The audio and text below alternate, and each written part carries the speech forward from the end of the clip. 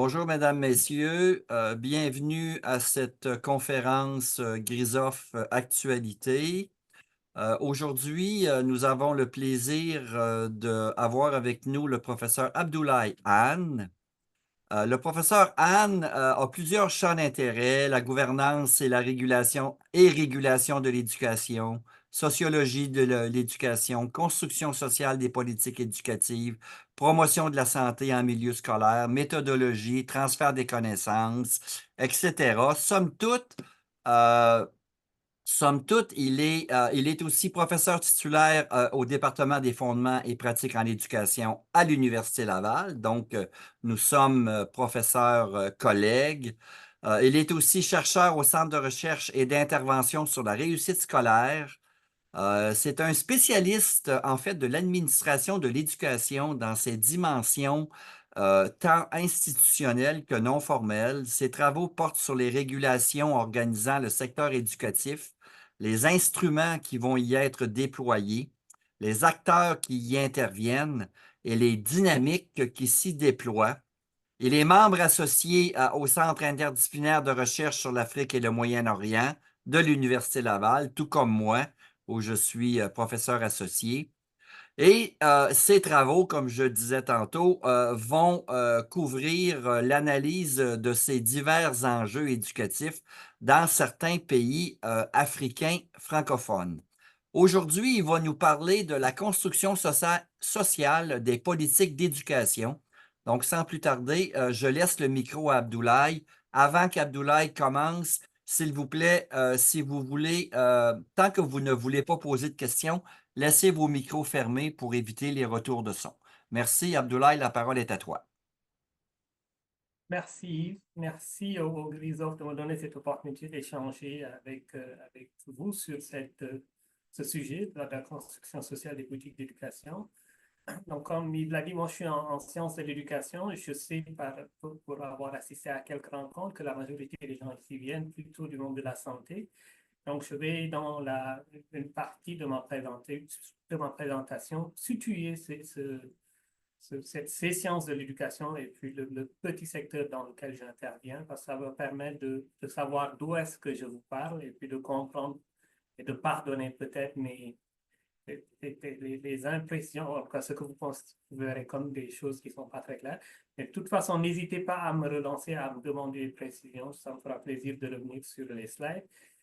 Donc, les sciences d'éducation, c'est un monde, on parle, hein. Donc, c'est l'organisation de l'éducation, c'est la sociologie, donc des choses que Yves a nommées tantôt. C'est les politiques d'éducation, c'est l'administration scolaire, donc tout ce qui se fait en dehors de la classe, donc qui participe quand même au système éducatif. Et c'est donc dans ce grand champ-là que moi je me situe, donc plus dans la petite section sur les politiques d'éducation qui vient en appoint et en accompagnement des didactiques et euh, didactiques et technopédagogie, hein, donc la classe, et qui permettent de comprendre un peu et d'essayer en tout cas de comprendre comment fonctionne le système de façon macro et de jouer et puis d'essayer d'interférer sur les effets de ces dimensions qui sont en dehors de la classe sur la réussite scolaire, hein. Donc, on parle ici, par exemple, d'enjeux, non, de facteurs distaux de la réussite, hein. Donc, certains de ces facteurs n'ont rien à voir avec la classe, mais ont beaucoup d'effets sur la classe. Les facteurs sociaux, les facteurs économiques, les facteurs politiques, etc. Donc, une fois cela dit, donc moi, je viens aujourd'hui vous parler de construction sociale des politiques d'éducation. Je vais d'abord, dans un premier temps, vous parler de l'analyse des politiques publiques, rapidement, pour situer toujours le champ, et puis des dynamiques, donc de politique publique et politique sociale, donc dynamiques qui sont assez, ouais, en tout cas, de mon point de vue, assez intéressantes à comprendre pour pouvoir bien intervenir, hein, parce que le but de tout ça, c'est pouvoir faire des interventions qui réussissent. Et puis, je vais présenter quelques cartes d'analyse, enfin, une ou deux cartes d'analyse qui, qui mettent en avant les dimensions justement socio-cognitives des politiques. Donc, tout ce qui est au-delà du simple positivisme, hein, de nos organisations régulées, là, donc, mais qui viennent quand même influencer le déroulement des politiques d'éducation. Et puis, à partir de là, je vais cibler ou signaler quelques enjeux en lien avec la construction sociale des politiques d'éducation. Puis après, on pourra discuter de tout ça. J'ai une présentation qui pourrait être assez longue, mais je vais passer assez rapidement sur certaines slides, là, notamment dans la première partie, donc, qui porte sur l'analyse des politiques publiques. Donc, cette analyse des politiques publiques, c'est l'étude finalement et des théories et des pratiques qui sont liées à ces politiques. Donc, dans les théories, bon, je vais y revenir peut-être un peu plus tard, mais dans les pratiques et dans les pratiques et dans ce qu'il y a sur le terrain de l'éducation, on a les institutions éducatives, là, et puis on peut les nommer du haut en bas, là, en partant du ministère et en arrivant dans la classe. Donc, il y a les processus qui sont en œuvre à ces différents niveaux. Il y a les acteurs qui jouent. Il y a quelque chose qu'on appelle le cycle politique sur lequel je vais revenir tout à l'heure. Et puis, il y a toute la dynamique des relations entre ces acteurs. Et quand on parle d'analyser tout cela, donc c'est en faire une étude approfondie donc, de cet ensemble qui parfois peut être abstrait, mais qui est très pratique pour nous autres là, qui vivons dedans, pour dégager les éléments qui la composent et voir un peu comment, une fois qu'on les a dévoilés, on peut les reconstruire hein, et puis essayer de faire en sorte que ça ait du sens, ça permet d'atteindre les objectifs des politiques d'éducation. Justement, ces politiques d'éducation prennent plusieurs formes. Hein. C'est des énoncés parfois, donc la loi d'éducation. Ici, au Québec, on parle de la LIP, la loi sur l'instruction publique. Dans d'autres pays, on parle comment on appelle ça, là, la lettre d'intention ou la lettre de politique générale, etc. Ça prend donc plusieurs formes. Mais au-delà de cet énoncé, donc, qui indique la ligne de conduite à adopter par le secteur, on a des choses plus théoriques, hein, les ambitions, les principes, les objectifs que se donne un gouvernement pour son système éducatif. Et on a aussi des valeurs qui sont derrière, etc. Donc, tout ce qui, parfois, n'est pas dit, qui n'est pas vu, mais qui participe à constituer donc, ce système éducatif. C'est aussi des approches théoriques qui s'intéressent à la mise en marche de tout ça, donc à l'élaboration et la mise en œuvre des politiques. C'est des configurations aussi contextuelles qui sont toujours singulières, c'est-à-dire la façon dont une politique se déroule au Québec est très différente. C'est une tautologie, je dis, j'ouvre une porte ouverte là, mais quand même, il faut le rappeler. Même si on a les mêmes modèles d'intervention, même si on a les mêmes concepts, ce qui se passe sur le terrain est toujours singulier et c'est toujours complexe et relativement incertain. Donc, et là, j'avais dit tout à l'heure que je revenais sur les approches. Donc, ici, je passe cette slide rapidement, mais les approches peuvent être séquentielles et dynamiques, donc étape par étape. Donc, les approches de mise en œuvre des politiques, elles peuvent incrémentales ou on parle aussi d'approche bureaucratique, d'appréhension de ces politiques, on parle de réseau, de système.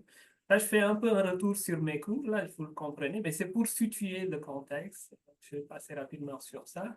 Et ça, c'est le cycle politique que j'ai annoncé tantôt. Donc, on parle d'émergence d'un enjeu ou d'un problème, de la perception, parce qu'un problème peut être là et ne pas être perçu. Donc, sa perception, sa mise à l'agenda par le gouvernement, son adoption, sa mise en œuvre, son évaluation et son retour sur une autre forme. Hein. Donc, ça, c'est le cycle général des politiques publiques. Je le rappelle ici pour le bénéfice de notre conversation. Et donc, l'analyse des politiques publiques est devenue une discipline autonome des sciences politiques qui est dans depuis quelque temps là aussi appelée sociologie de l'action publique. Donc, depuis qu'on a considéré qu'il y a quelque chose de plus que seulement la forme ou le factuel qu'il y a là, il y a quelque chose de l'ordre de la dynamique, l'ordre des représentations dont il faut tenir compte. Donc, on a amené un peu plus de sociaux dans tout cela. Et donc, moi, ce que je fais, donc pour faire très court, là, ça a été un peu long, mais moi, je fais de l'analyse des politiques publiques appliquées au secteur de l'éducation. Donc, c'est-à-dire, on regarde les structures institutionnelles de l'éducation, et je parlais tantôt du ministère, des établissements, on a aussi de niveau intermédiaire. Ici, c'est des commissions scolaires. Dans d'autres contextes, c'est des inspectorats ou l'académie, l'académie puis les inspecteurs. Et puis, donc, dans ce secteur, il y a aussi les pratiques qui sont faites, y compris des pratiques informelles. Donc, peut-être on va parler tantôt. Et puis, il y a toute la documentation des transformations administratives dans le secteur. Donc, par exemple, si on prend juste la question de la décentralisation, qui est une des grandes régulations de l'éducation, on se rend compte que c'est des barrières, hein, c'est des mouvements de centralisation, de décentration, de recentration qui vont comme ça dans le temps, où le ministère se donne dans un premier temps du pouvoir, en donne un peu plus sur le terrain et à des moments on reprend. Donc, si on regarde tous les systèmes à peu près là, on voit ces mouvements de va-et-vient là, donc d'un gouvernement à l'autre, d'une législature à l'autre. Donc, maintenant, peut-être pour faire le lien là, pour tomber dans l'éducation, l'éducation, c'est aussi quelque chose qui conviendrait de peut-être redéfinir un peu rapidement dans cette entame de présentation.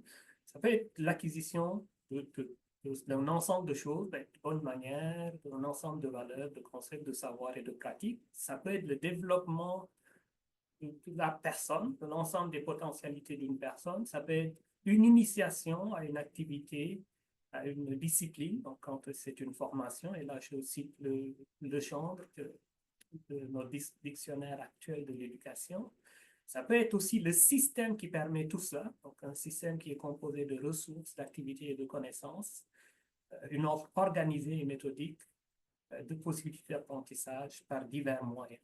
Donc c'est aussi, en plus de tout cela, la partie non formelle ou informelle de cet environnement. Donc, c'est ça l'éducation. Donc, de la théorie, de la pratique, des structures. Et on est toujours dans cette éducation-là, pris entre une tension entre instruire et socialiser. À des moments dans l'histoire, on est plus dans de la socialisation. Donc, actuellement, on est plus dans de l'instruction, dans le développement de compétences. On a même une approche par les compétences qui ne devrait pas être vue, qui ne doit pas être vue comme une approche qui exclut les connaissances, mais qui est une approche qui vise à partir des connaissances, développer des compétences, ne pas s'arrêter aux connaissances, mais être en même de qualifier les gens, de les rendre capables de mettre à contribution les connaissances qu'ils ont pour faire changer des choses. Donc, il y a aussi divers modèles, systèmes d'éducation qu'on peut caractériser, qu'on peut voir, qu'on peut singulariser. Le modèle scandinave, donc quand on parle du modèle finlandais, on est sur quelque chose qu'on connaît en éducation, donc on connaît en tout cas les paramètres. On parle du modèle anglo-saxon, du modèle germanique, allemand, où il y a un système dual qu'on appelle une valorisation des métiers, par exemple, donc on ne retrouve pas dans d'autres systèmes. Et on parle des systèmes méditerranéens, il y en a d'autres, là, système dans le monde arabe, on a aussi d'autres formes d'éducation, etc. Et on a des outils, là, je donne un grand guide assez connu là, d'analyse sectorielle de l'éducation, mais c'est juste pour votre information. C'est développer des modèles autour de tout cela qui permettent de faire une analyse de l'éducation. Ça m'amène à la deuxième partie de la présentation sur justement ces politiques d'éducation et les dynamiques sociales. Donc, comment est-ce qu'on peut qu'est-ce qu'une analyse, par exemple, de l'histoire de l'éducation nous dit de ça? Donc, nous dit que dans le temps, les visées et les dynamiques d'éducation ont beaucoup évolué. Donc, là, je pars très loin, là, dans l'Antiquité. Donc, on avait des centrations ou des accents sur des choses qui actuellement sont délaissées ou on a mis à d'autres places. Donc, l'éducation ou les écoles philosophiques, on en a de moins en moins. Donc, l'école de la Rome antique sur la municipalité. Bon, ça, il faut maintenant se rendre à l'ENA pour faire de la municipalité. Donc, dans ces systèmes-là, c'était à la base ce qu'on a actuellement dans l'éducation obligatoire qui t'initie déjà aux aspects, aux choses de la municipalité. Donc, au 5e siècle, là, je vais loin. Donc, on a l'Empire romain qui a vu son effondrement au 5e siècle, par exemple, et l'émergence de l'Église qui prend en main la formation, qui à ce moment-là était réservée à un cercle restreint, les clercs. Et Et donc, Durkheim, qui caractérise ce moment, parle d'un milieu moral organisé à ce moment-là. C'est autre chose que ce qu'on a actuellement. Et puis au Moyen Âge, donc l'instruction qui était à ce moment-là réservée aux clercs s'ouvre à d'autres publics, donc avec l'arrivée ou le développement des universités théologiques en Europe, mais ailleurs aussi. Donc les premières universités, je le rappelle, sont nées dans le monde arabe musulman, en tout cas de ce qu'on en connaît. Et puis à partir du XVe siècle, le développement de l'imprimerie qui marque euh, euh, le début de la massification, de la généralisation de l'éducation, de l'alphabétisation.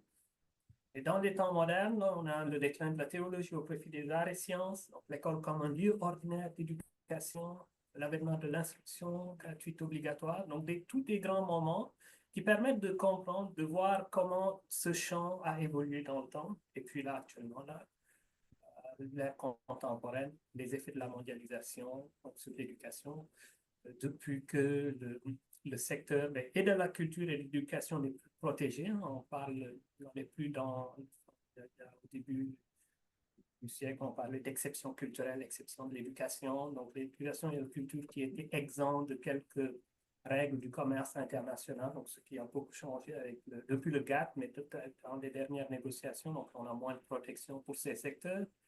Et puis surtout le développement des technologies de l'information avec le numérique qui viennent encore reconfigurer, rechanger les dynamiques dans le secteur. Mais dans tout cela, donc avec tout cela, on se rend compte, et puis c'est que l'étant Coy, un de nos grands comparatistes, le voyait déjà dans les années 80-90, il n'y a pas de théorie générale de l'éducation, il y a juste des théories partielles et locales pour expliquer les relations entre une école ou l'institution chargée de faire école et la société qu'elle dessert. Donc, on a pu voir des types d'éducation intellectuelle, morale, militaire, religieuse, privilégiée à un moment ou à un autre de l'histoire. Dans un continuum, donc nous dit Letancoy, de théories plus normatives, plus philosophiques, à des théories plus sociologiques, plus ancrées sur le réel. Et comme j'ai dit, je suis en train de faire un état, je fais une synthèse de mes cours, je passe vite.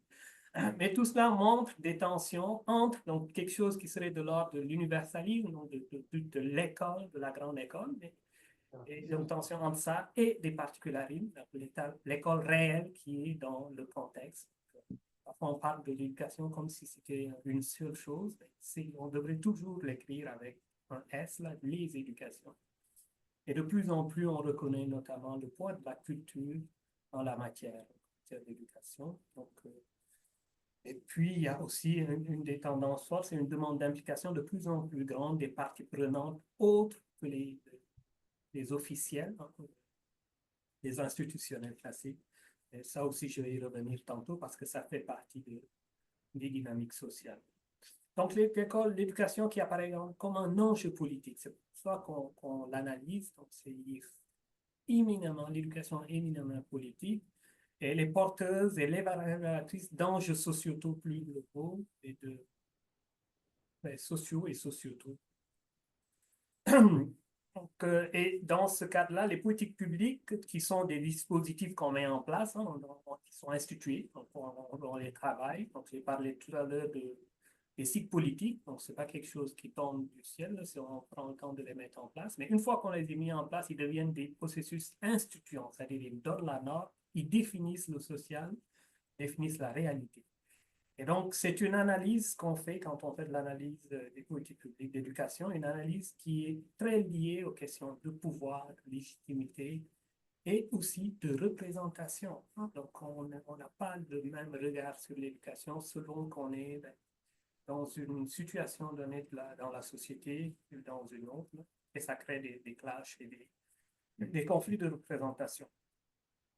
Mais ce qu'on note dans les derniers temps, c'est une grande attention, une plus grande attention portée à la question du sens dans les politiques pour les acteurs, pour l'ensemble des acteurs, et donc à un retour, mais une mise en avant des aspects cognitifs, notamment liés à la réussite de la mise en œuvre des politiques, parce que moi, c'est sur ça que je le regarde. On parle de sense-making, sense-giving dans le monde anglo-saxon, et c'est ça, la question du sens prend beaucoup de place, et on s'est donné des outils pour mieux comprendre cette question de sens. Donc, ça m'amène à ma troisième slide sur les cas d'analyse des dimensions, de ces dimensions sociocognitives des politiques. Et ici, je vais partir des collègues Dralans et Marois qui nous disent que de manière classique, on avait dans le temps une centration de l'analyse des politiques publiques et celle d'éducation sur les théories de l'État. Donc, on regardait tout le temps qu'est-ce que l'État fait, comment ça se fait, et puis comment expliquer le fonctionnement de l'action publique, comment expliquer le fonctionnement de la bureaucratie, et puis comment on évalue, c'est quoi les effets de l'action. Et puis on était donc très centré sur finalement un acteur des politiques éducatives. Et puis petit à petit, on s'est départi de cette posture institutionnelle pour entrer dans une perspective qui tient plus compte des dimensions sociocognitives pour dépasser justement cette approche très séquentielle et simplificatrice de la réalité de l'éducation ou des politiques publiques de manière générale, qui était aussi une posture de résolution de problèmes. Ah, on a un problème, on va résoudre. Souvent, une résolution de problème qui se faisait sans les acteurs là, qui étaient dans le problème. C'est souvent les experts qui venaient résoudre les problèmes qui se posaient. Et puis, il y avait les postures antérieures une minimisation là, du rôle des acteurs non étatiques. Hein. Donc, les populations étaient plus des gens dont on venait combler un déficit, hein, la théorie des déficits, là, ok, bien régler le problème.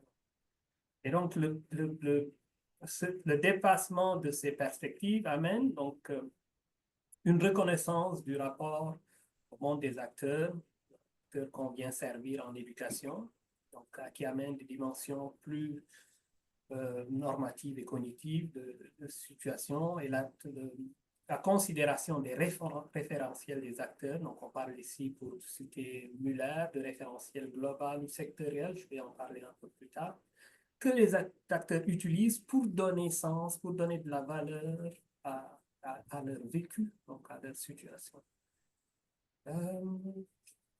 Et ça, je vais passer rapide. Donc, c'est le multi-acteur dans la gouvernance. Donc, ça parle, ben, c'est en rapport avec ce que je disais, qu'on tient de plus en plus compte du point de vue d'acteurs non institutionnels. Donc, avant, on était beaucoup centré sur les deux éléments centraux de cette figure, donc le pouvoir politique, le pouvoir administratif. En plus, on regarde aussi du côté de la société civile au sens large, là, et puis du marché, donc parfois avec les dérives que le marché peut amener. Mais en tout cas, on a une pluralité d'acteurs qui sont dans la gouvernance ici, dans le chemin, mais qui sont aussi dans l'administration, donc dans les échelles plus basses des politiques. Donc, je parle tantôt des référentiels des acteurs. Les référentiels, c'est les conceptions et représentations qui organisent la réalité et en référence desquels les acteurs agissent, confondent leurs solutions et définissent leurs propositions d'action. Donc, c'est Muller, je l'ai nommé tantôt. Et ça, avec Étienne, là, qui est justement là, Étienne a fait cette représentation que j'ai trouvée inspirante, que j'ai demandé d'utiliser parce qu'il va ressortir dans un article à venir qu'on va publier, qui permet de bien voir donc, cette notion de cadre global et puis de référentiel global, qui est un référentiel qui est un peu plus, qui vient un peu plus chapeauter l'ensemble du monde, ou en tout cas ouais, du monde. Donc, on parle de valeurs de croyance, de normes, d'une société, donc du rôle que l'État joue dans cette société, qui en opposition avec des référentiels plus sectoriels, qui sont plus des représentations d'acteurs dans un secteur, dans une dimension. Et puis ça, c'est important de l'avoir parce que c'est ça qui crée parfois des incompréhensions, qui fait que les politiques ne réussissent pas. Donc, on a une politique qui est pensée, par exemple, dans la haute sphère et qui a du mal à s'appliquer sur le terrain parce qu'il n'a pas tenu compte des représentations des acteurs au niveau plus local. Donc, ça, c'est le second schéma qui le montre. Donc, les changements qu'on voit sont des déséquilibres, des tensions qui se font entre les référentiels. Et on a des médiateurs, des instances de médiation de ces tensions. Donc, quand on organise, par exemple, des forums, là, des forums, oui, des forums, des grandes conférences, on essaie de régler ces différences de lecture de la réalité. Donc ça, je voulais juste mettre comme j'ai dit, hein, un cadre d'analyse. Hein, il y en a plusieurs, donc j'aurais pu prendre celui de Spillane là, sur le sense-making, où il montre comment les mêmes politiques qui se sont montées aux États-Unis, mais aux États-Unis, ont pu être lues de façon différente par les acteurs institutionnels de l'éducation parce qu'ils ont des formations différentes, parce qu'ils ont un passé différent et parce qu'ils ont une position différente dans l'échelle, dans la hiérarchie éducative aux États-Unis. Donc, c'est ça. Quelques modèles qui se sont développés. Maintenant, et là on finit, on arrive sur la construction des politiques sociales, en tout cas le cœur de ma présentation. Les enjeux que ça pose, je les ai présentés comme des dangers. Donc, les dangers qui sont liés à soit la non prise en compte de ce que je viens de dire, là, c'est-à-dire du fait que les gens donnent sens à leur action à partir de référentiels particuliers qu'il faut connaître et reconnaître. On parle d'enjeux de reconnaissance pour avoir plus de chances d'avoir des politiques qui sont efficaces, mais aussi des politiques qui sont pérennes. C'est-à-dire quand l'acteur institutionnel part, que l'activité reste, que les gens soient aussi motivés pour continuer à faire rouler le système. Donc, les dangers que j'ai identifiés, c'est l'accaparement ou la privatisation de la chose publique éducative. Donc, l'accaparement, c'est quand un acteur prend tout et ne tient pas compte de ce que les autres pensent. C'est un peu le même phénomène qui se retrouve quand on est dans une privatisation où un acteur, parce qu'il a plus de moyens, on prend une partie, souvent la partie la plus intéressante. Ici, on est en éducation, mais ça peut être dans d'autres secteurs. Et l'exemple le plus classique qu'on a eu, c'est dans des situations de décentralisation ou oui, de décentralisation de quelques fonctions de l'État, donc où on a privatisé, on peut le dire, le secteur, les opérateurs économiques prenaient les zones qui étaient les plus susceptibles de rapporter de l'argent. C'est-à-dire, quand la zone est éloignée, n'a aucune infrastructure, n'a aucun bailleur, donc, les gens, les opérateurs économiques n'y vont pas parce qu'ils ne feront pas de l'argent là. Et puis, donc, il y a comme ça une inégalité qui se met en place du fait de l'ouverture non accompagnés à des acteurs économiques qui sont, ils ont droit de part, là, qui sont motivés d'abord à faire des bénéfices. Là. Un acteur économique qui ne vient pas dans un champ pour être en faillite. Là, Donc, il faut regarder comment on fait les privatisations dans des secteurs comme l'éducation et comme la santé, parce qu'on peut créer des inégalités, donc, c'est aussi, donc tout ça est en lien aussi avec le deuxième danger, donc là, tout lié à la commercialisation des biens communs, donc l'éducation comme bien commun, qu'il faut le préserver.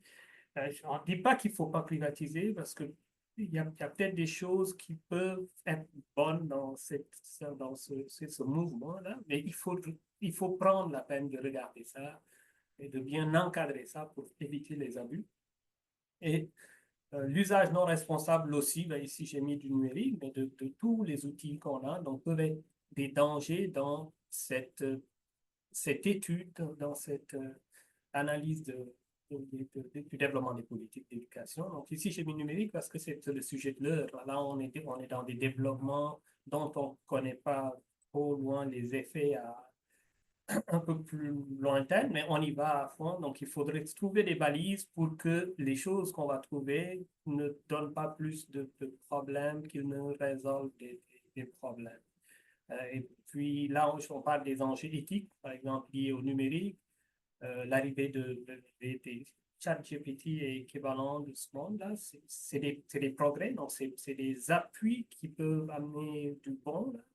Mais si on ne les contrôle pas, ben c'est un avenue pour faire de la triche, ça peut faire rendre difficile la reconnaissance des droits avec le plagiat. Donc, ça amène un lot de problèmes qu'il faut prendre le temps de réfléchir en même temps que le développement se fait, parce que c'est ça qui arrive aussi. Le développement, il n'attend pas. Hein. Donc, les développeurs de logiciels, là, ils ne demandent pas la permission avant d'arriver. Donc, s'il n'y a pas en amont ou à côté des acteurs qui regardent ces développements et les accompagnent par de la régulation politique là, ou administrative, Et on peut se retrouver dans quelques années, et c'est ça aussi le danger avec l'éducation, les effets sont différés. Donc, tu ne vas pas voir les conséquences maintenant, mais dans 10 ans, tu te réveilles et puis tu te rends compte qu'il y a des décisions qu'on avait prises il y a quelques années qui nous mettent dans des problèmes. Et puis toute la question du populisme, là, du fait que ben, pour avoir des votes, là, pour se mettre la population de son côté, parfois on rentre dans des, des, des, comment on appelle ça, là, des promesses ou ouais, des promesses où on développe des politiques qui, à long terme, ne bénéficient pas à l'ensemble de la population. Donc, ça, c'est les dangers. Comment, ben, voilà, l'éducation au droit, pas un privilège de riche. Donc, ça, je donne quelques références, quelques images, des études, donc celui du Conseil supérieur notamment, sur les possibilités, les enjeux liés au numérique. C'est juste pour la, la culture générale de tout le monde. Donc, ici, c'est une image enfin, que je l'ai pris de mon cours, là, où parfois les régulations permettent d'oublier, nous amènent à oublier qu'il y a quand même des élèves derrière le mur. Donc, le mur des pédagogies, des réunions, des projets, de l'évaluation nous fait parfois oublier les humains derrière. Donc, la question du sens revient ici aussi avec cette image. Donc, je vais la partager. Et puis, bon, en conclusion. Donc, les protections, qu'est-ce qu'on peut faire avec tout ça? Qu'est-ce que l'analyse des politiques nous permet de tirer de tout ça pour essayer de nous prémunir de ça? De considérer l'éducation, j'ai dit peut-être dans une slide antérieure, comme un bien commun. Et puis partager, échanger autour des politiques d'éducation, ne pas en faire ou le laisser dans les mains enfin, d'une minorité d'experts ou institutionnels. Il serait bon, hein, moi je ne remets pas en cause la capacité des institutions à accompagner tout ça, mais il ne faut pas qu'ils le fassent dans le bureau, là, en vase clos, là, en silo, et qui nous amènent avec des solutions qui pensent toutes faites, là, les best practices, là, donc ça, on a montré qu'elles n'étaient pas bonnes partout et tout le temps. Donc, parfois, les pratiques qui ont été vues, considérées comme les meilleures, ont fait des catastrophes dans d'autres contextes. Et puis là, je peux juste m'arrêter peut-être pour donner, avant d'arriver à la science ouverte, là, donner un exemple quelque chose qui a été vu comme une bonne pratique, là, et qui est une bonne pratique. Hein. Donc, je parlais des plans d'ajustement qu'on a appliqués en Afrique. J'ai quelques collègues d'Afrique qui sont là. Si on regarde les plans d'ajustement structurel, les passeports, les normes, sur le plan économique, c'est quelque chose qui est très logique. Là. Ce que le plan d'ajustement, par exemple, dit, c'est qu'on vient rétablir les équilibres macro.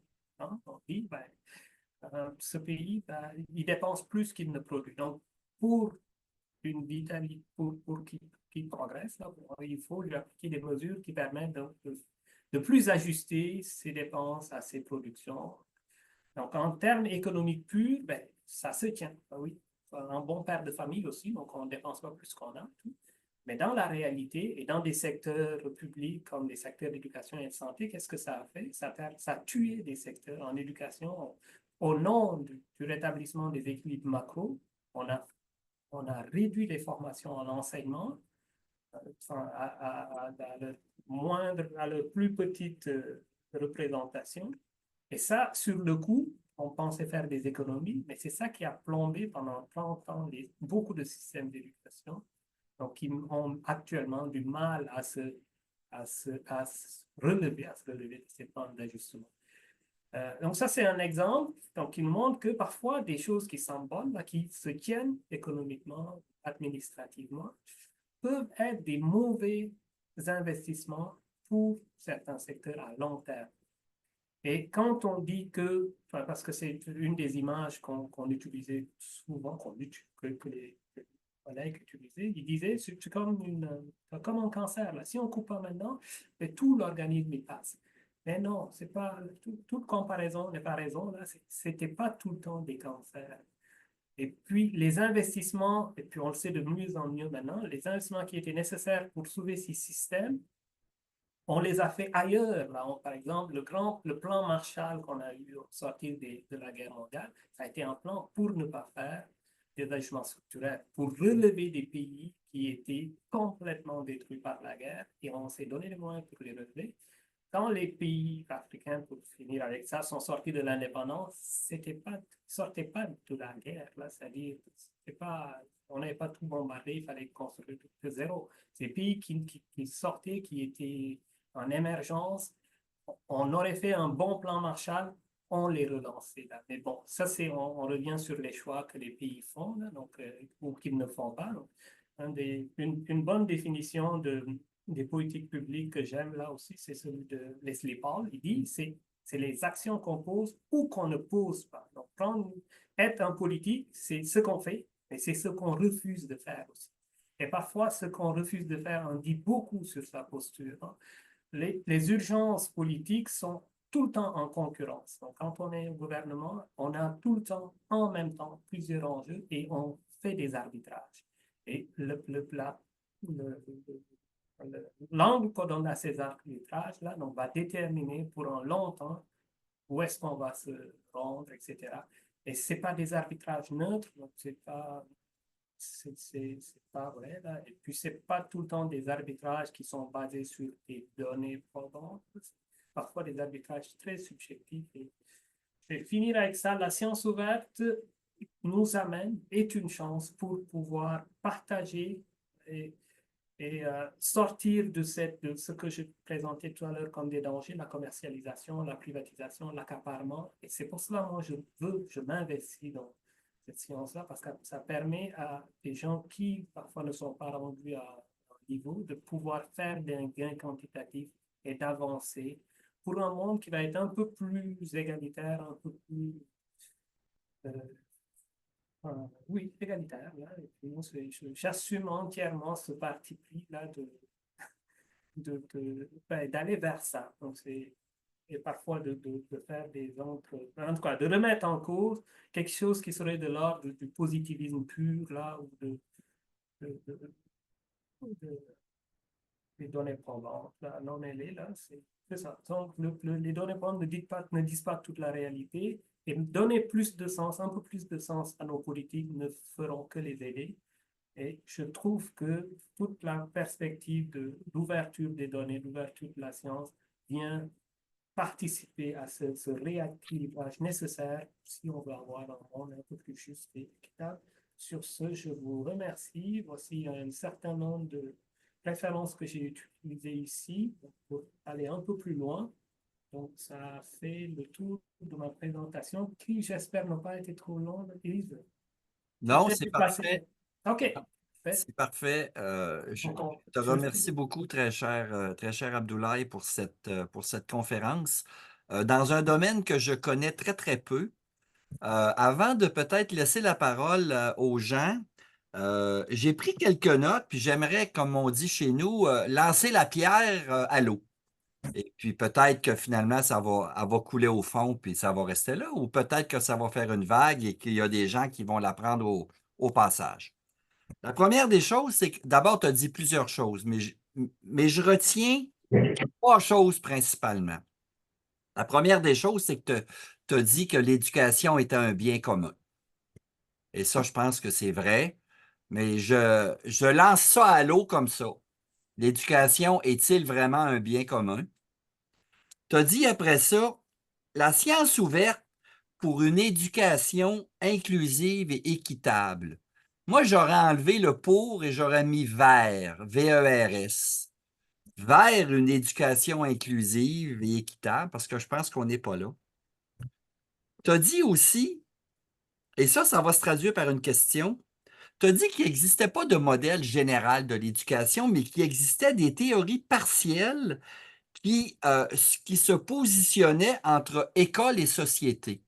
Et ma question est celle-ci. Est-ce qu'il existe un modèle africain et où est-il? On voit qu'il existe des modèles nord-américains. Moi, je connais plus le modèle nord-américain. En Europe, il y a un modèle européen avec certaines variances.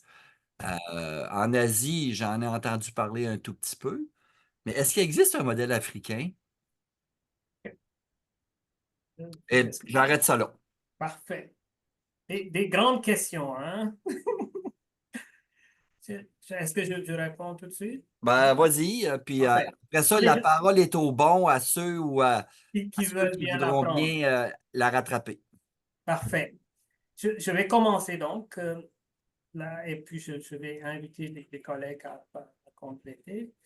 L'éducation comme bien commun, c'est une ambition, là, parce que, comme vous l'avez vu, il y a plusieurs définitions d'éducation, hein. J'ai dit que l'éducation, c'est d'abord c'est des perspectives, c'est une théorie, c'est une ambition, mais c'est aussi c'est son application. Donc, dans la réalité, c'est un système qui se met en place, c'est des ressources, c'est du développement. Et notamment, ces ressources qu'on développe on devrait en faire un bien commun. C'est-à-dire, quand on trouve des moyens efficaces de faire l'apprentissage, on devrait les partager. Euh, et donc, est-ce qu'actuellement c'est un bien commun? Non, c'est un bien qui, justement, a tendance à être privatisé, commercialisé, labellisé, breveté. Ouais. Et donc, on a maintenant des contenus qu'on ne peut pas utiliser, hein. Donc, parce qu'une grande industrie a mis sa main dessus, donc on est bon pour 40 ans, on ne pourra plus les utiliser parce qu'il y a labellisé. Donc, ça, c'est ça. Alors que ce qui est derrière cette éducation, c'est notre patrimoine commun, là, finalement.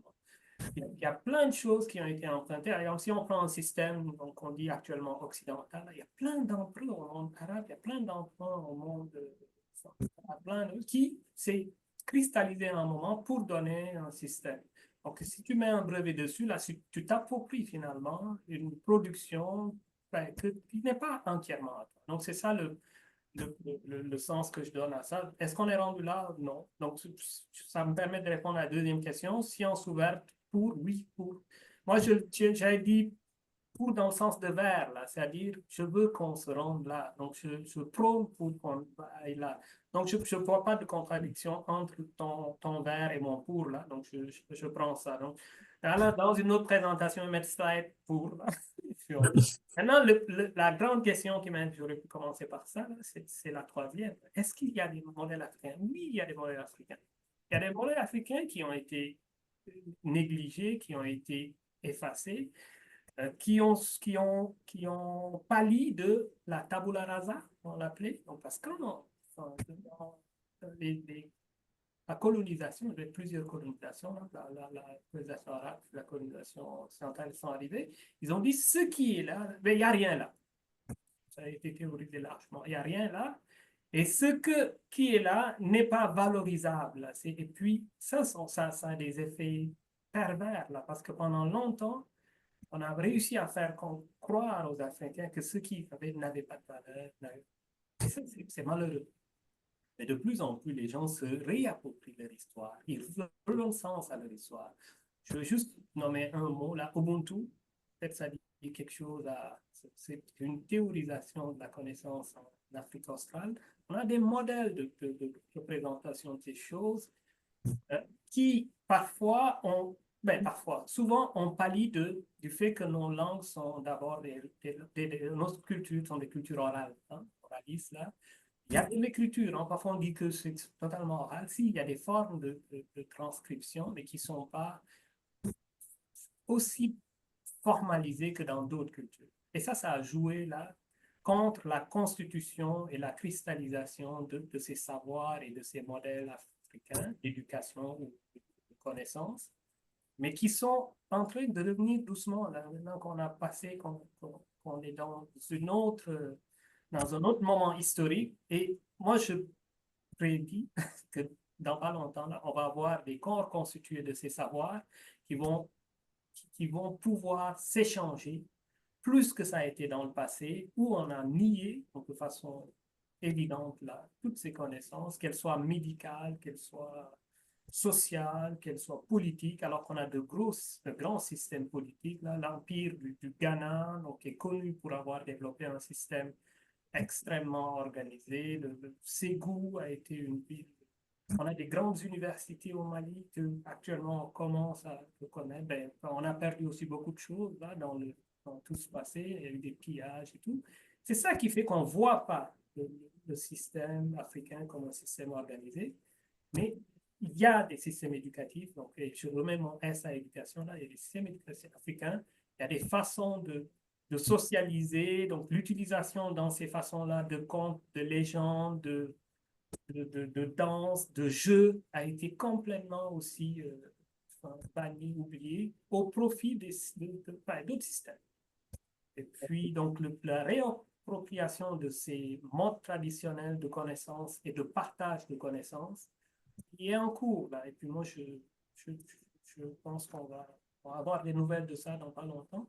Et là aussi, la science ouverte, l'échange, les forums, là, les forats, les échanges qu'on a comme celui-là vont permettre leur émergence, vont accompagner leur développement.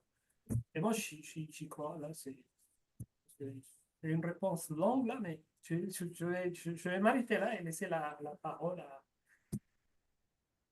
aux collègues qui, pour certains, là, je suis sûr, ont encore une meilleure connaissance, notamment de la médecine, là, de la médecine traditionnelle, avec son grand potentiel qui a été complètement jusqu'ici nié, oublié, dénigré.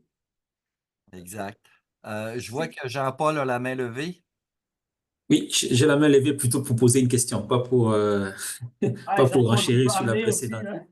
Oui, oui, j'aimerais poser une question. Elle va plus dans le champ de cet enjeu que nous évoquions tout à l'heure, des nouvelles formes de marchandisation de l'éducation.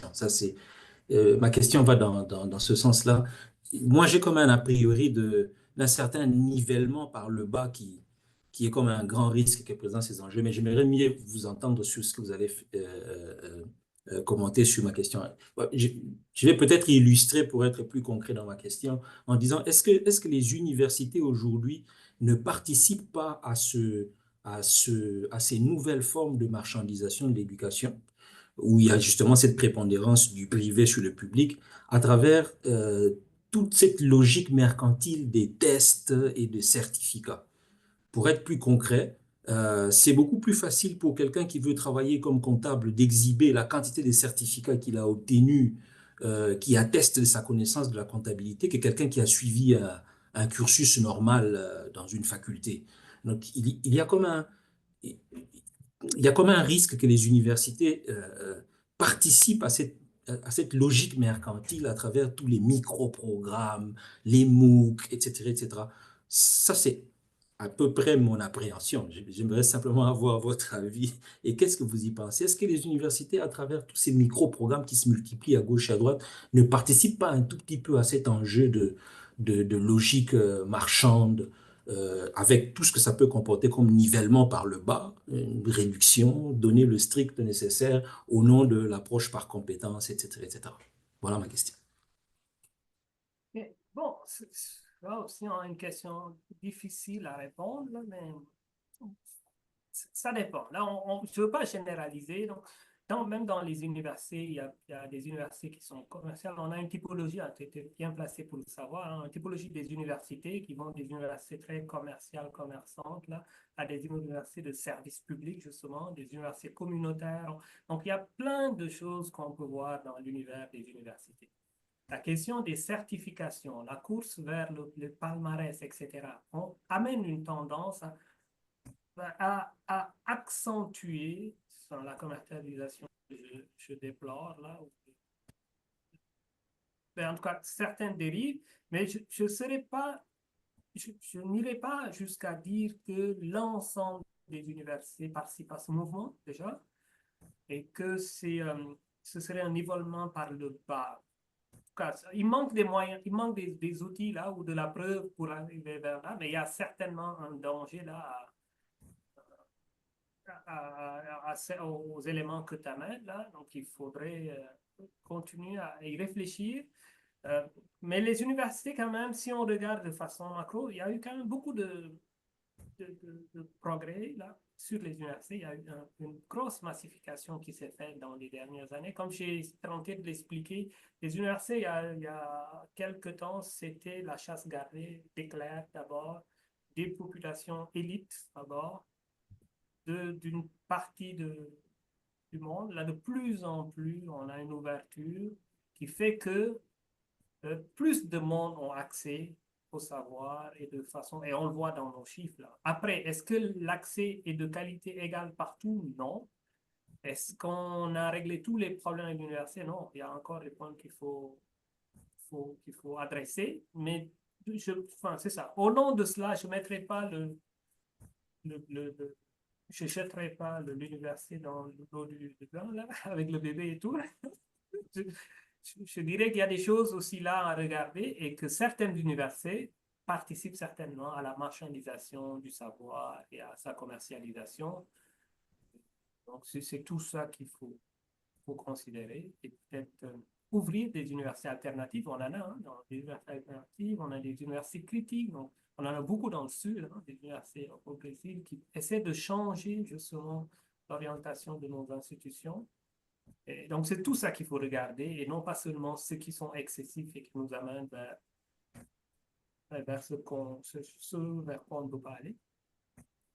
Mais Mais je garde une petite réserve. Là, je n'ai pas fait d'études sur ça et puis je fais attention là, à généraliser ma réponse. Ouais. mais Abdoulaye, est-ce que tu serais d'accord pour dire que il y a une tendance en ce moment générale, puis là, ben, je ne veux pas parler de l'Université Laval, même si je pense que l'Université Laval est dans ce mouvement-là. Il y a une tendance en ce moment à, comment je pourrais dire, donc, à ouvrir la porte, l'université entrepreneuriale.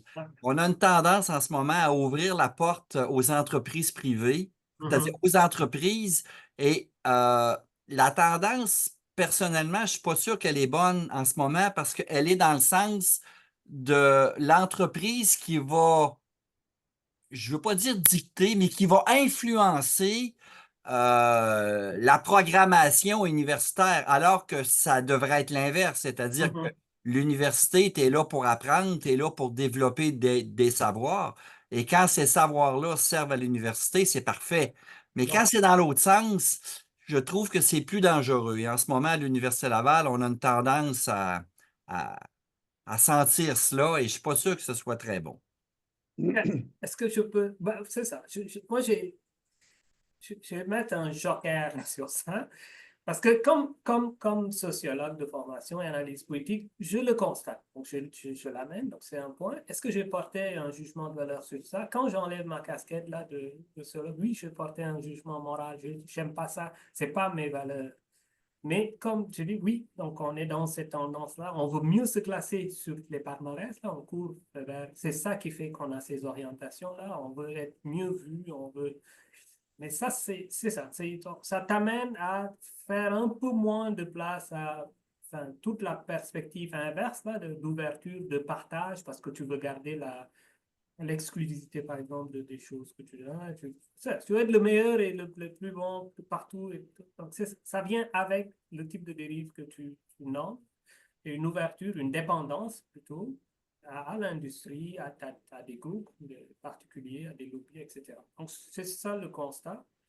Et puis, heureusement, il y a des gens qui se lèvent pour dire que c'est pas ça qu'on veut. Et puis, Ouais, naturellement, j'ai donné une opinion personnelle, là. C'est pas une oui, c'est opinion ça. de On reste. spécialiste. Mais Je ne suis pas spécialiste de cette question-là, mais comme professeur à l'université, ça je que le tu sens vis, très que tu bien. Je le vois. sens très bien.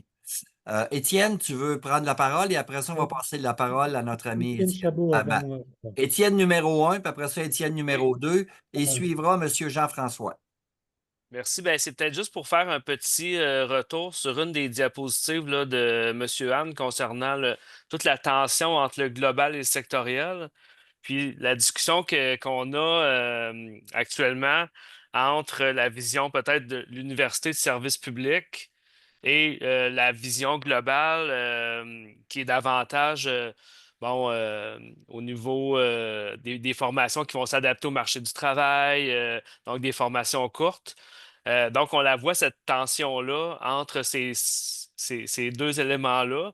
Puis, il est peut-être encore tôt pour déterminer comment ça va se traduire éventuellement, mais assurément qu'au niveau théorique, il y a une tension. Puis, Xavier Ponce, dans son dernier ouvrage, là, La rapidité sans la qualité des politiques éducatives, parle beaucoup de phase politique. Donc, c'est un peu ce qui est indiqué ici, là, des formations courtes dont les résultats sont visibles à à à court brève terme. échéance, des résultats de recherche aussi de plus en plus rapides. Donc, on est dans cette, en tout cas au niveau factuel, on est vraiment dans cet Donc, horizon-là, là, dans cette perspective-là.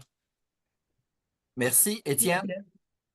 Oui, pour ce qui concerne les facultés de médecine en Afrique subsaharienne, le problème n'est pas tellement je dirais, l'université entrepreneuriale au sens Amérique du Nord, ou avec le développement des MOOC, etc.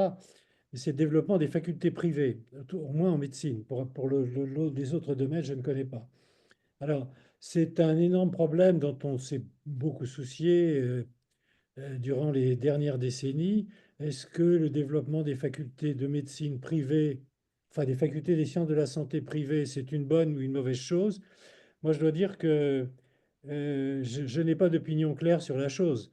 Les facultés privées, ça permet aux enseignants de gagner de l'argent, dans la mesure où ils ne sont pas payés dans les facultés publiques.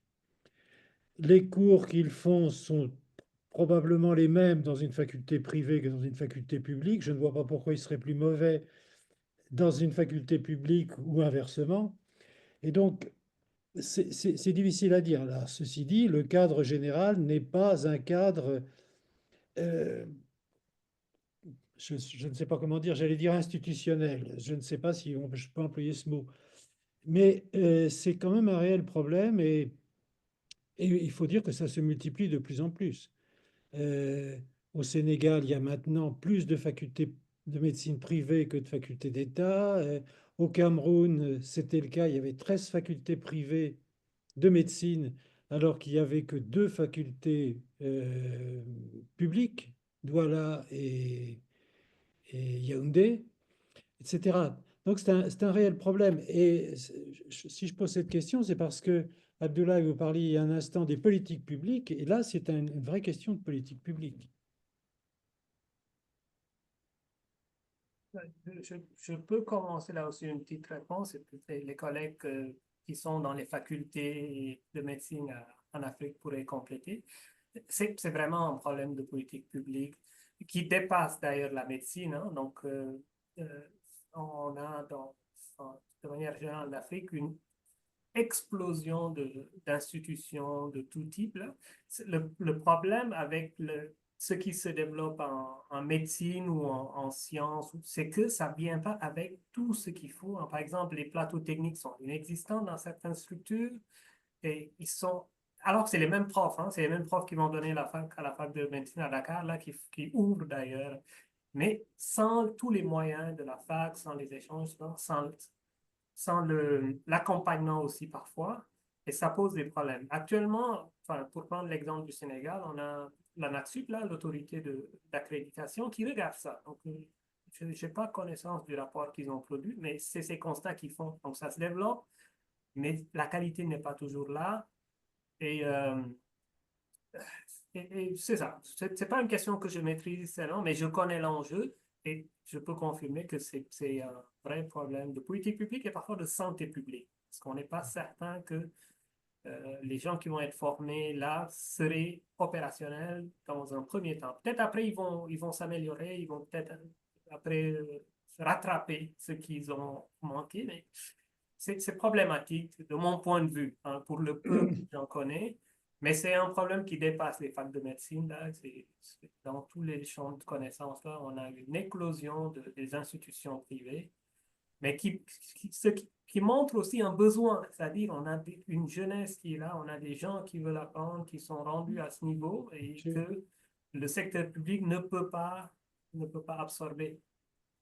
Donc, je fais le constat, là, je n'ai pas de réponse, mais il y a peut-être dans la salle des gens qui pourraient aussi nous éclairer sur ça. Merci, Monsieur Étienne. Jean-François, vous aviez une question. Votre micro est fermé. Votre micro est fermé. Et là, vous m'entendez? Oui, là, c'est bon, Oui. allez-y. OK. Je voudrais commencer par remercier donc, M.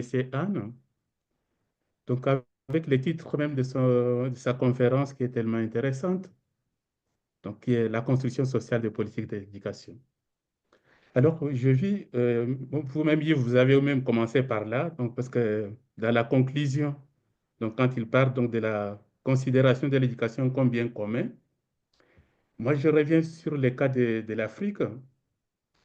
Je sais bien que donc, depuis l'esclavage jusqu'à la colonisation, quand il y a eu, à cette époque-là, on s'est référé donc, au courant qui existait à cette époque-là avec des spécialistes comme Dewey, Montessori, De Crowley, Claparède, Cousinet, Freinet et autres.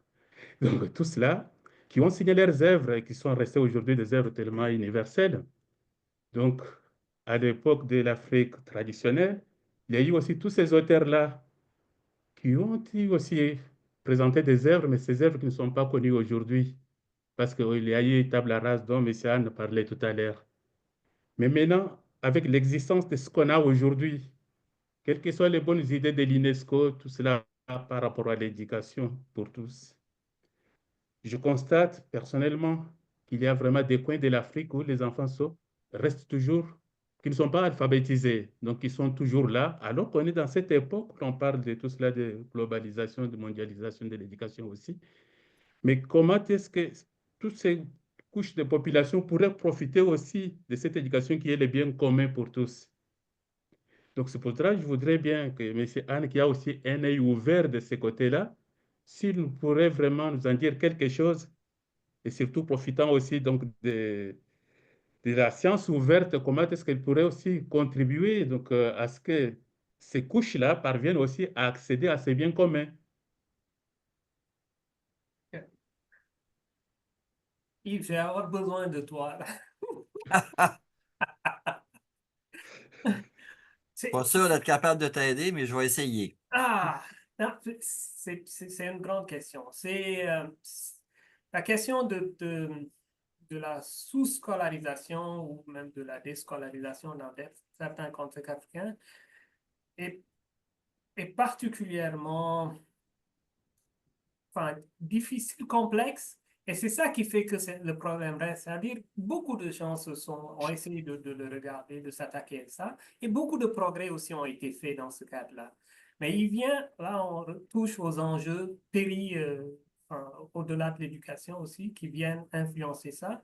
Malgré les progrès énormes, là, quand on regarde les chiffres qui ont été faits, on a, par exemple, au niveau de certains pays africains, une population qui, jeune là, qui augmente de plus en plus. Donc, on ne voit pas les progrès qu'on fait, mais quand on regarde, par exemple, l'évolution des taux de scolarisation, c'est pas des évolutions qui baissent, là. On est en progression, mais la progression a du mal à attraper, par exemple, le taux de natalité, etc. Donc, il y a là aussi des progrès qui sont faits. Mais on n'est pas encore rendu à couvrir l'ensemble des besoins et en partie parce que les moyens ne sont pas tout le temps disponibles. Donc, elles ne sont pas disponibles au niveau des États, mais elles ne sont pas disponibles aussi au niveau des gens qui disent qu'ils veulent aider, là, comme tu as cité, les grandes organisations, qui n'arrivent pas à collecter l'argent qui est promis ou dont on dit qu'on va le mettre là. Donc, on a eu quelques engagements des grands bailleurs là, qui disaient tout pays qui a en place un système ou un programme qui est cohérent va être financé. Donc, et on avait estimé, on chiffrait les besoins. Ben, ces besoins n'ont jamais pu être collectés comme argent pour mettre sur place, pour donner au pays. Et quand elles ont été collectées, parfois on a eu du problème à les dépenser, hein. Donc, ça, c'est aussi des enjeux d'administration. Il y a des pays où il y a de l'argent qui dort dans les tiroirs. Bon, c'est la capacité à dépasser, c'est-à-dire on ne peut pas les dépasser. Donc, ça a l'air fou, mais moi, j'ai des vécus, là, c'est-à-dire on est là, l'argent est là, mais on n'a pas de programme pour les mettre en place. Certains pays sont rentrés dans des constructions, là, on construit plein d'écoles, par exemple, qui ont été sous-utilisées, qui sont restées en ruine dans certaines zones. Donc, parce qu'ils voulaient, par exemple, donc un exemple classique, c'est équilibrer la carte scolaire. Ah, OK, on a une carte scolaire très déséquilibrée, donc on va essayer d'équilibrer. Donc, ils ont construit des écoles dans des zones où il n'y a pas personne n'irait, ou construit des écoles sans tenir compte des contextes locaux. Donc, quelques exemples, construire des écoles là où avant il y avait un lieu sacré, cimetière ou bois sacré, etc. Les gens n'y vont pas. Ça, c'est ne pas tenir compte du sens politique. Donc, il y a comme ça des choses que l'état de connaissance des systèmes a fait échouer, tout simplement. Maintenant, l'autre élément, c'est qu'on n'a pas toujours basé nos politiques sur les ressources locales. La question des langues revient tout le temps, mais elle est importante. Si on avait intégré plutôt les langues locales dans l'instruction, on gagnerait plus de public et surtout on les garderait. Mais pendant longtemps, il n'y avait personne pour financer la langue publique. Là, il y a quelques bailleurs qui disent oui, qui lèvent la main, mais il y a 15, 20 ans, là, aucun bailleur n'était intéressé à financer les langues locales. Ils disent, ah, il y en a beaucoup trop, on n'est pas prêt là, on ne sait pas codifier. Toutes des choses qu'on peut régler, mais au lieu de les régler, ils les pointent. Ah, oui, donc, on revient sur la théorie du déficit. Là, tout le temps, ah, c'est du déficit. Là, et puis, pour essayer de mettre en place des bonnes pratiques. Les bonnes pratiques qui ne sont pas toujours en cohérence avec le contexte. Donc, c'est tout ça, et c'est loin d'être simple, là, qui fait que ça tarde. Et puis, la masse critique, là, il faut le dire, n'était pas encore là. Là, on a des facultés d'éducation, mais dans beaucoup de nos pays, on n'a pas de division administration de l'éducation, là. On a des universités de formation enseignante, là, des anciennes écoles normales. Là, on forme des enseignants, on forme des inspecteurs, mais une bonne partie mériterait une formation continue ou une formation à tous ces enjeux que je viens de citer, là, de meilleure gestion de système. C'est pas pour... Enfin, en tout cas, je le dis comme je faisais tout à l'heure, un constat sociologique, là, parce qu'on est rendu là pendant plusieurs siècles, là, il n'y a pas eu ces responsabilités, on n'a pas mis en place... Les premiers systèmes éducatifs qui ont été mis en place dans ces pays colonisés avant, c'était pour former des personnels subalternes là, pour essayer de gérer des colonies. Là. Donc, c'est il y a 40 ans qu'on a commencé à essayer de développer vraiment, au sortir des indépendances, des États qui sont autonomes, qui développent une affaire. Donc, en termes d'âge, là, c'est des jeunes États. Et si on les compare à d'autres États plus séculaires, là, il y a quand même des beaux progrès qui ont été faits. Mais ça vient se noyer dans plein d'autres choses qui ont été mal faites, dans plein d'erreurs. Et puis, c'est ça. Moi, je ne veux pas qu'on regarde juste le négatif. Là, il y a des choses bien qui ont été faites. Il faut se baser sur ça pour essayer d'avancer et profiter de ces espaces-là. Je reviens à ces espaces de partage plus égalitaires, là, comme on a, pour avancer encore et toujours. Moi, j'ai déjà fait mon deuil de voir aboutir un système mais je pense qu'il va arriver. Mais je ne pense pas que ça va être dans... Tu es encore jeune, tu as une chance de le voir. Ah, regarde là. Mais il faut continuer. Donc, il ne faut pas que ça nous arrête. Il faut continuer à reconstruire les États, développer les connaissances, raviver les connaissances dont on parlait tantôt, donc les connaissances locales ancrées dans lesquelles les gens se reconnaissent. Parce que ça, c'est aussi le premier écueil là. Si toi, tu as une élite là qui est formée à tout là, qui vient des États-Unis, de France et tout, mais qui ne connecte pas avec l'ensemble de la population, là, c'est un gros problème. Là. Ouais. Tu vas leur parler, ils vont dire oui, mais tu sors là. Donc, il y a comme un hiatus là qui prend du temps à combler. C'est Étienne, tu as levé ma la main réponse tout à l'heure. partielle, là, partielle et parcellaire. Étienne? Oh, oui, non, simplement pour dire que je partage un petit peu l'optimisme d'Abdoulaye dans ce que je vois. Euh, Il y a quand même, je parle de l'Afrique, hein. En Afrique, il y a comment dire, des leaders d'opinion, des têtes pensantes qui ont toujours existé, qui existent aujourd'hui et qui sont tout à fait remarquables et qui sont, oh, j'ose le dire, peut-être pas assez écoutés en Afrique de temps en temps. Ça, je crois que, je pense par exemple à quelqu'un qu'on a invité qui va nous faire une conférence. Euh, la date n'est pas fixée, mais enfin, ça va être au mois de mars, quelque chose comme ça. Un Sénégalais, lui aussi, Souleymane Bachir Diagne. Ah, Souleymane Bachir, que j'ai eu comme prof. Ah bon? Ah ben, c'est bien. Oui. Bon, il a promis de nous faire une conférence un jeudi.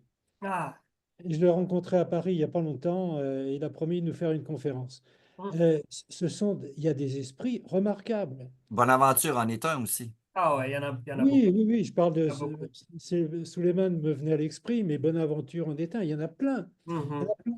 Mais je crois que c'est pas un phénomène propre à l'Afrique, c'est Non. vrai pour tout le monde. C'est que on a toujours tendance à penser qu'en face, c'est mieux que chez nous et qu'on n'a pas chez nous les ressources nécessaires. Alors que c'est pas vrai. Il y a beaucoup de Toujours ressources, vrai. mais qui sont pas mis en valeur et sous-exploitées. Alors, tu parlais de la science ouverte. Moi, je crois profondément que la science ouverte peut aider, mais en sachant que la science ouverte ne veut pas dire que c'est mis à la disposition comme ça de tout le monde et puis que spontanément ça va éclore, ça va fleurir. C'est un peu plus compliqué que ça. Exact. Hein. Alors, mais j'avais une question d'un point de vue économique, mais je ne sais pas si Abdoulaye, tu as la réponse. Du temps de Barack Obama, quand Barack Obama était président, il a mis en place un vaste plan de financement. Alors, je sais, ça concernait les facultés de médecine. Est-ce que c'était plus que les facultés de médecine? J'en sais rien. Mais en tout cas, je me souviens que c'était 100 millions de dollars pour les facultés africaines. C'était pas rien.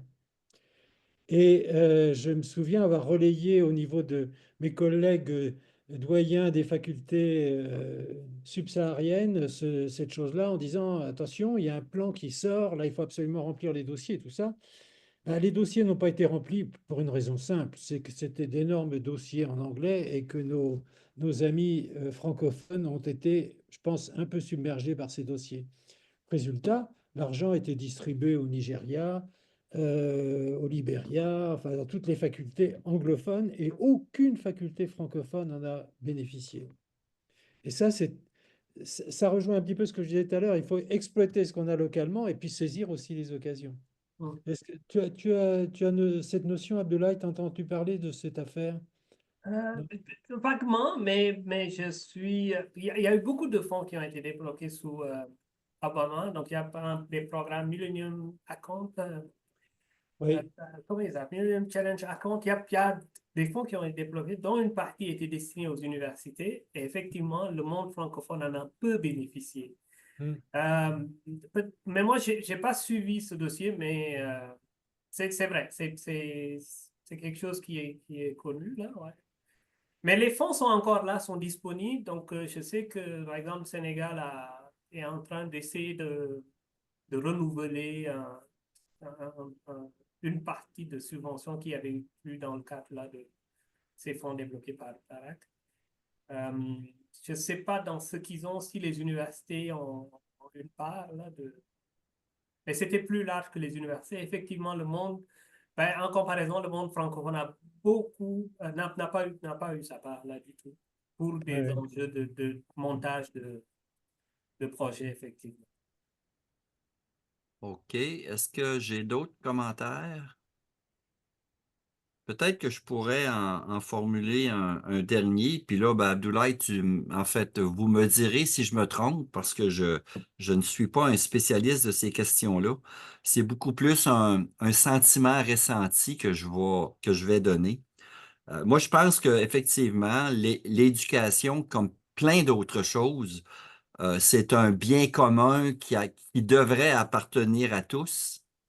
Mais pour des raisons diverses, il y a des pressions externes qui s'exercent, qui font en sorte que la disponibilité des savoirs va devenir, à tout le moins, en tout cas dans certaines parties du monde, dans certaines universités, va devenir de plus en plus difficile parce que ces établissements d'enseignement supérieur-là prennent la voie, je dirais, trop rapide de l'entrepreneuriat et donc, je crois qu'éventuellement, en tout cas, moi, je le déplore parce que je crois par exemple, à l'université complète. Je pense que j'y crois. Ben, pas je pense, j'y crois, puis je voudrais que ce soit comme ça. Mais les pressions externes font en sorte que, pour toutes sortes de raisons, et la principale étant l'argent, je crois, il y a plein de secteurs qui sont appelés à disparaître. Et donc, je trouve ça dommage. Et puis, pour revenir plus dans mon secteur à moi, dans les années 2000, un petit peu avant, Les sciences de la santé, sous le règne de ce qu'on appelait le MRC, le Medical Research Council, on se faisait dire qu'il y avait des données qui dormaient dans les tiroirs, puis il fallait que ça sorte.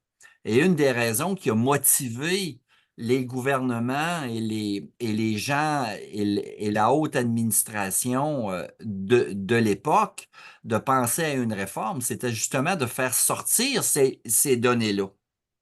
Et là, ben, on a créé, là, je vais parler au niveau des IRSC parce que je les connais plus, les Instituts de recherche en santé du Canada. On a créé 13 grands secteurs, 13 grandes questions de santé autour duquel on a dit on va regrouper les chercheurs et les chercheurs vont devoir aller dans ces secteurs-là pour obtenir des subventions de l'organisme IRSC. Mais à long terme, qu'est-ce que ça fait, ça? Ben, ça fait qu'il y a de la science qui, en principe, aurait peut-être pu être produite, mais qui n'est pas nécessairement utile à court terme ou à moyen terme, mais qui va trouver beaucoup de difficultés à se faire financer parce que l'appropriation par la population est pas assez rapide. Donc, moi, je trouve que c'est dommage. Puis à quelque part, au niveau de l'éducation, je pense qu'on est un peu, on s'en va un peu dans le même système. Puis moi, personnellement, ben, je trouve ça un peu dommage. Voilà un peu mon idée globale. Peut-être que je me trompe, peut-être que je suis dans le champ, mais en tout cas, c'est ce que je pense. Je pense pas que tu sois dans le champ, là. Quand on flèche comme ça des subventions, on court toujours le risque que ça ne corresponde pas aux besoins du moment. Déjà, ça, c'est un enjeu. Et que, après, dans le plus long terme, que les gens ne trouvent pas leur compte, là, que les connaissances ne soient pas utilisées. Il y a comme ça des angles aveugles là, de nos organismes de subvention qui veulent bien faire. Là. Donc, moi, j'ai participé à quelques rencontres là, du FRQ. Quand ils viennent, eux, ils vont aller chercher des moyens et tout, et puis ils essaient de faire avancer l'état des connaissances de manière globale, mais parfois, c'est ça. Ils prennent des décisions qu'on ne comprend pas trop, là, en tout cas, qui ne ressortent pas de ce qu'on a discuté. Donc, on se demande, ouais, ben, où est-ce qu'ils sont allés chercher ça? Ben, où ça va? On ne comprend pas tout le temps. Mais moi, je dis tout le temps qu'ils parfois ils partent avec de bonnes intentions, mais comme on le dit bien, l'enfer est pavé de bonnes intentions. C'est parfois Exact. la traduction ne donne pas exactement ce qu'on voulait. Là. Tout à fait. Ben, écoutez, moi, je vais te remercier et puis s'il n'y a pas d'autres commentaires, je vais laisser le mot de la fin. Je rappelle à tous que l'enregistrement va être disponible sur le site du Grisoff. Non, faux. Va être disponible sur la chaîne YouTube qui est en lien avec le site du Grisoff. Donc, vous allez sur grisoff.org et là, vous allez trouver la chaîne YouTube sur laquelle nous en sommes à 158 la 158e conférence d'actualité que Étienne et moi et d'autres nous menons depuis quelques années.